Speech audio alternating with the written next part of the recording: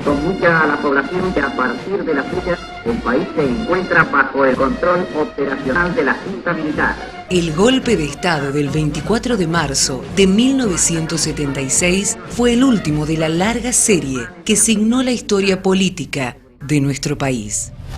La profunda crisis económica que se tradujo en un aumento impresionante de la inflación, del dólar y de las tasas de interés, caída del salario, fuerte déficit fiscal y recesión, entre otros, agudizó aún más las tensiones en una sociedad que no encontraba las formas institucionales para dirimir sus conflictos.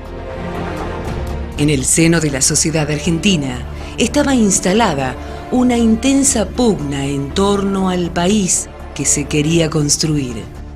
Amplios grupos sociales y políticos promovían proyectos revolucionarios que transformaran radicalmente la sociedad a través de la lucha armada o por prácticas no violentas. Los sectores vinculados al poder concentrado defendían el status quo de una sociedad capitalista que garantizara una desigual distribución de la riqueza en desmedro de los sectores populares. La eficacia simbólica que logró la imposición de las ideas del caos y el vacío de poder constituyó una fuente importante de justificación al derrocamiento del gobierno constitucional. El golpe no fue una respuesta desesperada a la crisis, sino un proyecto de país y de continente que se consumaba. La construcción de este clima fue parte de su preparación, mientras se sucedían uno tras otro los secuestros y desapariciones de personas. La dictadura construía su discurso de legitimación basado en la pretendida lucha contra la subversión, erigida como la hipótesis del enemigo, siempre necesario para perpetrar las mayores matanzas y genocidios.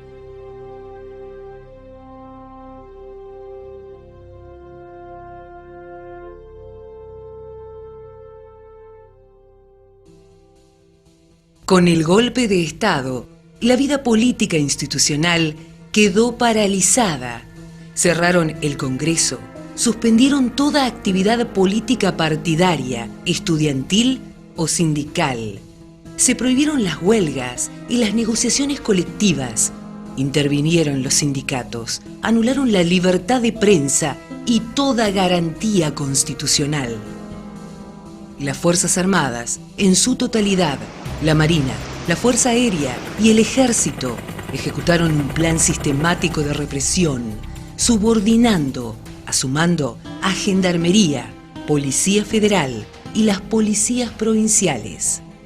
El Poder Judicial, por su parte, con excepciones particulares, fue cómplice y silenció los crímenes.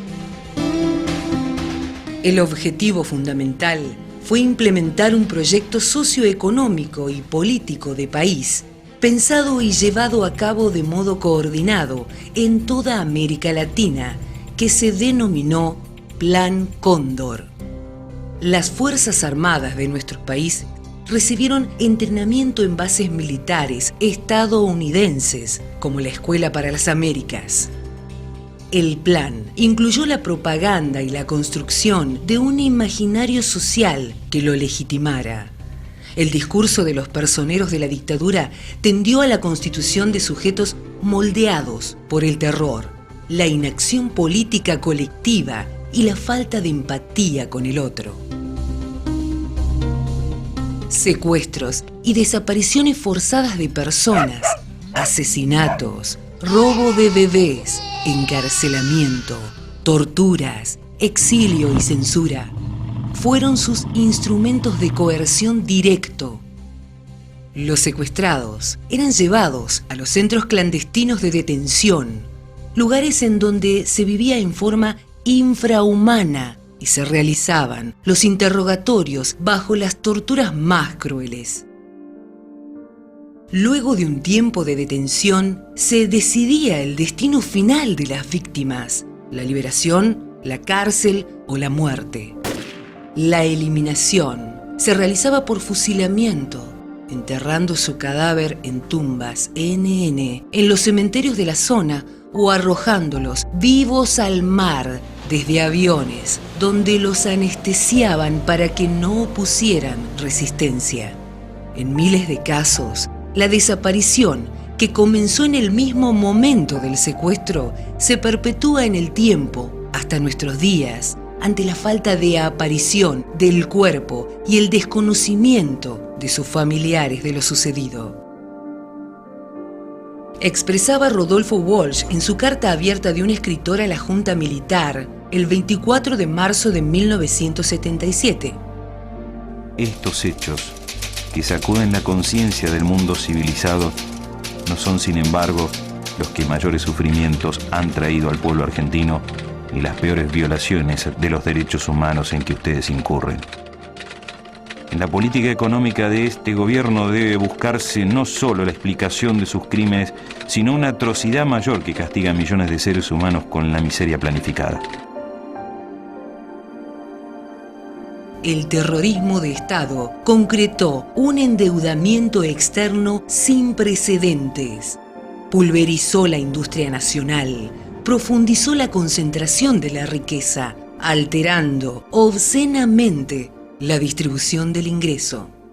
Para lograrlo, necesitó 30.000 desaparecidos, miles de presos políticos y exiliados, cientos de niños arrancados de sus familias al momento de ser secuestrados o nacidos en cautiverio, privados de su verdadera identidad, incluso, en algunos casos, entregados a la familia de los torturadores y asesinos de sus padres.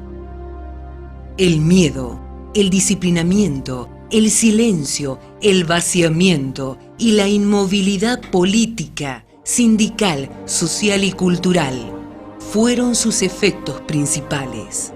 El temor a comprometerse políticamente, la indiferencia ante el destino de los otros, la ruptura de los lazos de solidaridad colectiva, las conductas autoritarias y violentas son algunas de las marcas que la dictadura parece haber legado a buena parte de nuestra sociedad. Hemos dado vuelta una hoja del intervencionismo estatizante y agobiante de la actividad económica. La estructura económica social del país se transformó profundamente. Apelaron a las ya clásicas recetas liberales con sus trágicas consecuencias para los sectores populares. Ordenamiento de la economía, sinceramiento de las cuentas, reducción del déficit fiscal, apertura de la Argentina al mundo, estimular la competitividad. La apertura comercial y un dólar barato provocaron la entrada masiva de productos importados, generando el colapso de la industria nacional, ligada al mercado interno. Se multiplicaban los negocios financieros y especulativos. Comenzó un proceso de concentración que generó un sector cada vez más enriquecido, en desmedro del sector popular que había disminuido su ingreso drásticamente. La caída del empleo y el endeudamiento externo crecieron sin pausa.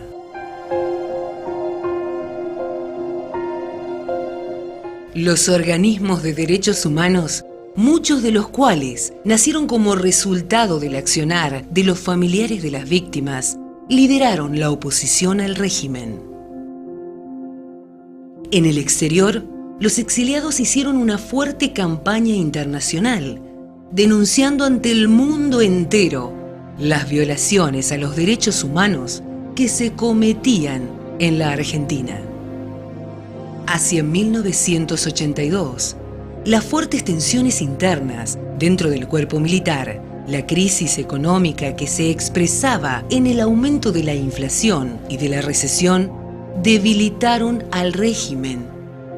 La oposición política crecía y comenzaba a movilizarse masivamente.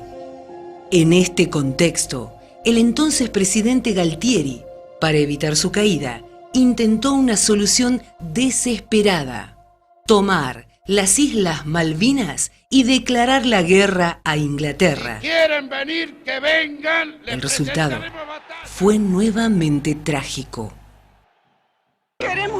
La acción colectiva de resistencia de los organismos de derechos humanos y el movimiento obrero tuvo mucha incidencia en la transición democrática iniciada en 1983, y su expresión más directa fue el informe de la CONADEP y el juicio a las juntas militares en 1985. Estos son los tiranos que vivieron de sangre y de rapiña. Aquí se lloran sus despiadadas faltas. Este juicio y esta condena son importantes y necesarios para la nación argentina, que ha sido ofendida por crímenes atroces.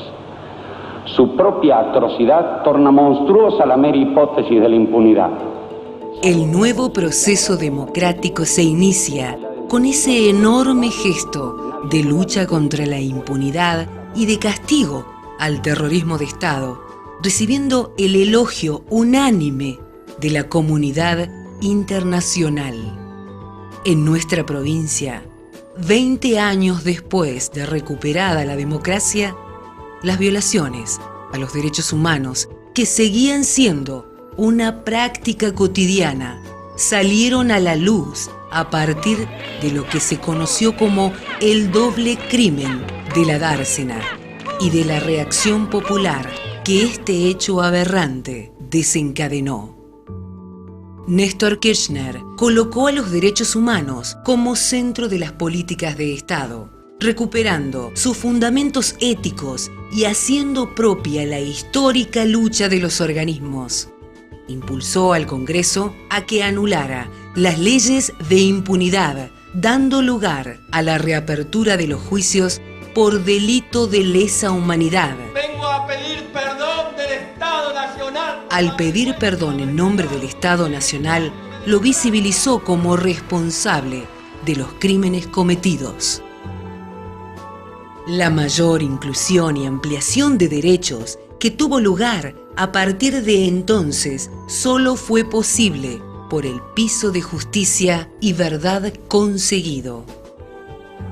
En el largo proceso de elaboración social de este pasado que no pasa, el genocidio fue expuesto en toda su miseria y sus perpetradores están siendo condenados. Negar los crímenes aberrantes o banalizar el pasado reciente será siempre una estrategia para aquellos sectores que se sienten involucrados, interpelados e incómodos frente al juicio de la historia. Cuando los dispositivos del miedo y la pérdida de derechos vuelvan a tener vigencia, vuelve a ser tiempo de estar alertas. En los años transcurridos desde el golpe cívico-militar de 1976, atravesamos como pueblo distintas intemperies y reencuentros, con momentos de desierto, pero que han sido siempre de gran fecundidad. Aprendimos a mirar la historia conjugando dolor y alegría, indignación y audacia, trayendo pasado y futuro al presente, proyectando la vida, asumiendo la tarea de buscar en cada huella signos y sentidos que permiten reconstruir la verdad y a sostener la presencia de nuestros 30.000 desaparecidos y desaparecidas. Sus luchas, sueños y proyectos siguen siendo inspiración, compromiso y horizonte.